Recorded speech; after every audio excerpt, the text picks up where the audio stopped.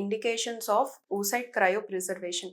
ఎవరెవరిలో మనం oocytes ఎగ్స్‌ని freeze చేయడానికి అడ్వైస్ చేస్తాము అంటే, first thing personal and professional reasons అంటే social factors, second thing medical factors అండి. సోషల్ ఫ్యాక్టర్స్ ఎవరిలో అంటే బికాస్ ఆఫ్ ఎడ్యుకేషన్ గానీ, ప్రొఫెషనల్ పర్పస్ కోసం గానీ, ఏమైనా ప్రెగ్నెన్సీ ఆర్ మ్యారేజ్ ప్లాన్ చేసేదానికి లేట్ చేస్తున్నారు అంటే, ఏజ్ మోర్ దాన్ 30 ఇయర్స్ అవుతుంది, బెటర్ oocyte క్రయోప్రీజ్ చేయించుకోవడం అన్నది మంచిదండి. ఎందుకంటే ఎగ్ క్వాలిటీ గానీ, కౌంట్ గానీ ఆఫ్టర్ 35 ఇయర్స్ గ్రాస్‌గా కాంప్రమైజ్ అవుతుంది.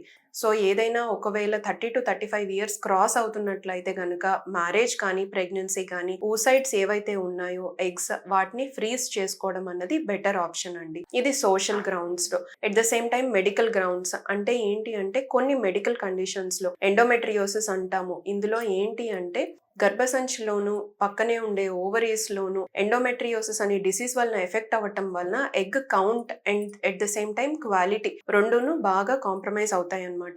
అందువలన వీళ్ళల్లో ఎగ్ ఫ్రీజింగ్ అన్నది బెటర్ ఆప్షన్ అన్నమాట. ఒకవేళ ముందే పీరియడ్స్‌లో సివియర్‌గా పెయిన్ వస్తుంది, లేదా ఎర్లీగానే డయాగ్నోస్ అయ్యింది ఎండోమెట్రియోసిస్ అనే కండిషన్, వీళ్ళు ఒక్కసారి సీరం ఏఎంహెచ్ అనే టెస్ట్ చూసుకొని బానే ఉంది అనుకుంటే oocyte ఫ్రీజింగ్ అనే ప్రొసీజర్‌ని చేయించుకోవడం అన్నది బెటర్ ఆప్షన్ అండి.